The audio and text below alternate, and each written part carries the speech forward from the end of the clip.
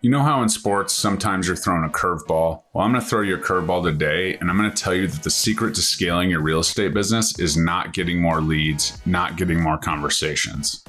Stay tuned. We'll dive in.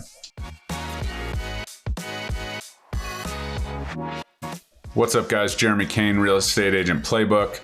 I am so happy you are here today. Thank you for joining me. Today, we're going to dive into all things scaling your business, even in this tight market. But first, please like, comment, subscribe.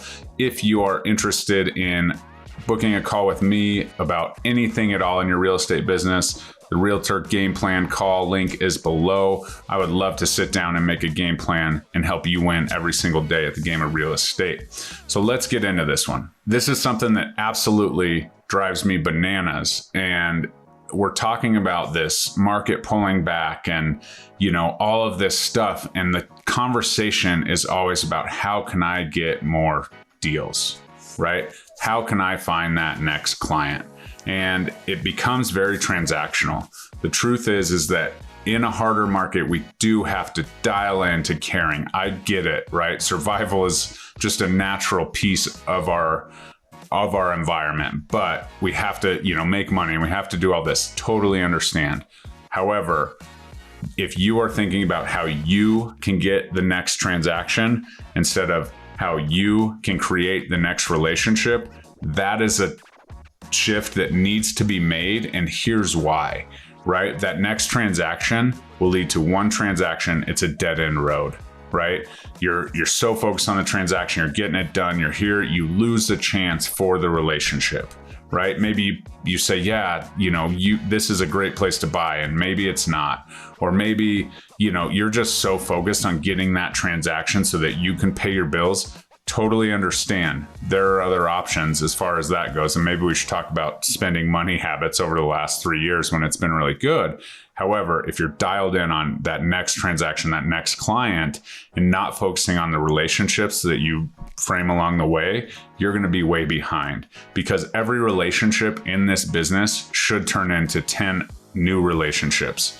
Not 10 new transactions, but 10 new relationships. If you're scaling at a, one relationship to 10, you will absolutely never have to worry about prospecting or doing anything again, because you're serving those relationships. So it should be, how can I help this market? How can I help these people in this time either understand why it is a good time to buy, or maybe prepare for when it is a good time to buy? Right? Be a resource. What are we talking about? We're just saying, oh, interest rates are high, but it's still an okay time to buy. Why? Why is it a good time to buy? Because. Use the word because. I was at a training yesterday. Because is such a powerful word. It is a great time to buy for you because you are paying rent. Here's what rent is doing. You're actually paying your landlord's mortgage down, or you're just paying money into your landlord's bank account if they do not have a mortgage, right? That is helping them get further ahead and bridge the gap between you and them. Well, maybe that is time to buy. Or, hey, I'm not sure what my job's going to do, right? I don't want to be locked into a mortgage, because then it affects much more than, my rent to my landlord, or, I'm staying with my parents for free right now, or whatever that may be. Although may be uncomfortable, it may be the right thing for that person at the time. And you don't know that if you're so focused on getting to that transaction instead of building that relationship, understanding where the value will come. And trust me, it's pretty cool when, down the road in 10 months, no matter what the market, they're like, hey, Jeremy, we talked about it. I signed my lease. I did all the things we talked about. We've stayed in touch. Now it's time to buy a home, right? So you're just stacking future deals or transactions by building a relationship with people along the way. And then those people will immediately attract, right? RAS system, we all know about that. They're going to attract everything what they're focusing on. So they're going to have conversations with other people who are looking to buy or maybe do the same thing. And all of a sudden, by the time you've done a transaction with that client, maybe you've done 2 transactions for somebody that they referred to you. Maybe they were a little further along. And so the relationship is really what we need to focus on. And we need to focus on it from a place of what we can give them, not what they can give us by way of purchasing a home. So when we're really scaling it down, we need to make sure that we are doing everything we possibly can in order to scale up, right? It goes back to that first conversation, that first, aura you put out. And once we do that, we're trading literally $10 bill for a $100 bill, right? Building that relationship, understanding what we can do. And this is the way to scale. There's no scaling in one transaction at a time, limping along one transaction at a time. Okay, I closed those two. Now I need to go find two more.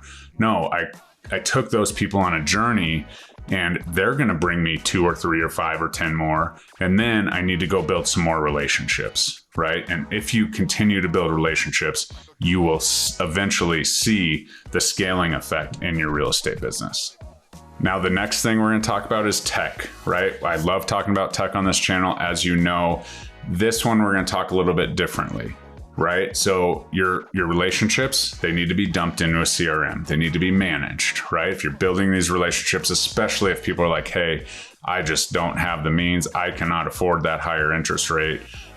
Obviously I know homes will be more, whatever. We need to make sure that those things are noted and their journey is part of the CRM that we use so that you can constantly go back to that. Because if we're building 10, 15, 20, 100 relationships a month, it's going to be hard to remember every single conversation. The CRM can be the house for that, right? Your phone rings, they pop up. You can pull them up on your CRM and see what, where you left the conversation off. Because the last thing you want to do is say the same thing and have the same conversation and waste that time. You must protect your time by keeping track of every single conversation and relationship you have. Myself, I'm very good at remembering, especially when we get into it, kind of where we left off. However, I still use a CRM. So that tech is absolutely key to success, right? And I'm going to tell you right now, all the other tech stuff, you can leave behind. CRM, cell phone, computer, if you're struggling, if you're one of those something shiny things where you're trying to pull all this different technology and you're trying to, do all these home tours and you're trying to do all this video editing and all of that stuff can be outsourced, right? And it's probably, if you outsource it, it's probably going to look way better if a professional is helping you do it than you trying to do the video editing and you doing all the things. And so that kind of goes back to the brand conversation, which, we had in a previous video. So let's kind of dive in here. CRMs, definitely get that going. Now what happens, right? Now the market shifts and all of a sudden people are like, I need to find more leads. I need to build another pillar. I need to do this. That's all well and good. Make sure that you're doing it within your brand, right? I will tell you right now that, there's so much stuff in the technological world that you can spend a shit ton of money on that's going to serve you zero. So make sure that it fits, right? Is it part of the CRM? Is it part of those relationships? Is it helping us get to where we're going to get to, right? The next part of tech is we probably need to be on social media where the people are that we're building relationships with, right? Let them see and be reminded of your day-to-day. Make sure they're doing all of those, reminded of all of those things, not only through the relationship, but that connection really helps too and helps you stay top of mind. That's why social media is so powerful. Now, with the CRM, automations come and, it happens. Mistakes will be made here, I promise, but mistakes are better in actually conversation starters. As for instance, just this last week, I saw that one of my clients wasn't labeled as a closed seller. She had closed a transaction in December of 2020, I think. So it was a ways back, right? And I just saw it and I was like, oh, I'll just label her a seller. Well, my automations, once someone gets labeled a seller, sends the congratulations we closed email, right? And obviously she wasn't set up for the email and her profile didn't have all the different things in there that filled in. So she sent me a funny note. It's a good friend of mine, wasn't a big deal. She's like, oh, thank you so much, right? And it was just because that automation. So mistakes will happen, and understand that those automations, once they're in, it's so much easier if you stay up on the game. Right? If I would have had her dialed in at that time as a close client, she would have gotten that email and everything would have been okay. I think she did. But regardless, like if, changing CRMs and things like that, be careful of your automations, because if you're going back through and you're like, okay, this, just updating it, there may be systems on the other side that are automatically sending off. So make sure we're turning those off, but mistakes will be made, right? I had a conversation with her. She didn't like say, hey, I want to buy another house or anything, but it was cool to connect with her and just say, yeah, sorry, updating CRM, user error on the technological side. But that's something to really make sure because once it's automated, you can't be so, flippant and just adding and subtracting when it feels good. Because if you're doing it right and you're having these campaigns go out specifically for specific parts of a life or a transaction, then you have to understand that might throw a curveball. So full exposure, I totally did that, and it turned out okay. But I wouldn't recommend, getting behind on your CRM once you get into it, because once you start it, you should work in it. Tasks should be in there. It should be your lifeline. Every day when you open up your computer, boom, what's in my CRM? Let's go. And the next thing that's most important for scaling is taking care of yourself. You must have a balance of personal and professional life. This starts with anything you want. I've been doing calendar audits for some of my agents in my downline. Been life-changing for some of them, because I just recently had this epiphany where I was like, okay, I can't do it all anymore. I'm running 3 or 4 businesses. I have to figure it out. So I switched over to the digital calendar, the Google Calendar, and I started living by it, right? And once you start living by it, then you're like, okay, great. And then I was living by my calendar.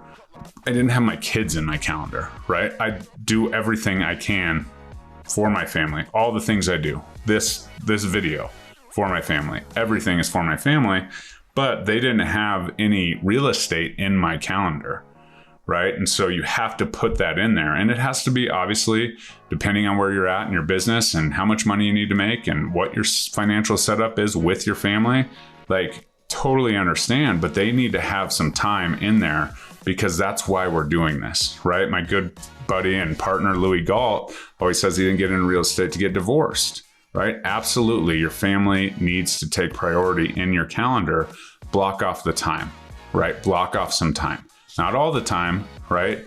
So then it needs to be your business, and you need to make sure that stuff's in there. So what we go through in that calendar audit is just like, okay, like what's most important to you? What are your standing meetings? And we can talk about that in a different video. In fact, next week, we're going to dive into it pretty intensely. But make sure that you have that balance. And if you live by your calendar and it's all business, then your whole life's going to be business. And then all of a sudden you're going to be a slave to your business. You're not going to be happy because you're not fulfilling your why and why you do this, as far as supporting your family and spending time with your family and all the things, right? Remember all those realtors that get into real estate for flexible schedules, right? If we're not focusing on that, we're not dedicating and committing to the calendar, then we're going to struggle. So make sure you have that balance, because you can get burnout like that in this industry, and that's not what I want. So again, if you want to book a call about, your calendar audit, Realtor game plan, call below. Be happy to dive into that. But that's all I got for you guys today. I hope this helps you understand that scaling your business isn't about leads. It's about getting you right, getting your business in line, setting it up for success. And this is such a great time to do that. As transactions are down, we might have a little more time, especially heading into the winter months, to really dial this in. Because if we dial it in and we get the systems and processes going, scaling when the interest rates drop and when things change will absolutely be much easier, because it's all system oriented. Boom, plug them into the system. This is what we do. Everyone gets this, and we're good to go. So I hope that helps. I hope that helps you get organized. And I think that, when we think about scaling, it's just about more in, but it's not about getting ourselves ready for more in. Right? If we're ready to go and we have everything in place, then it'll automatically scale, right? 1 relationship equals 10 relationships. Then we're set up, we're ready to go. When the floodgates open, we're going to not only be benefiting from the market change, but we're also going to be benefiting from the relationships that we've built, managed, and nurtured along the way. So please like, comment, subscribe, share the show. and book a call with me. Let's do a calendar audit and let's get you where you need to be. Let's go.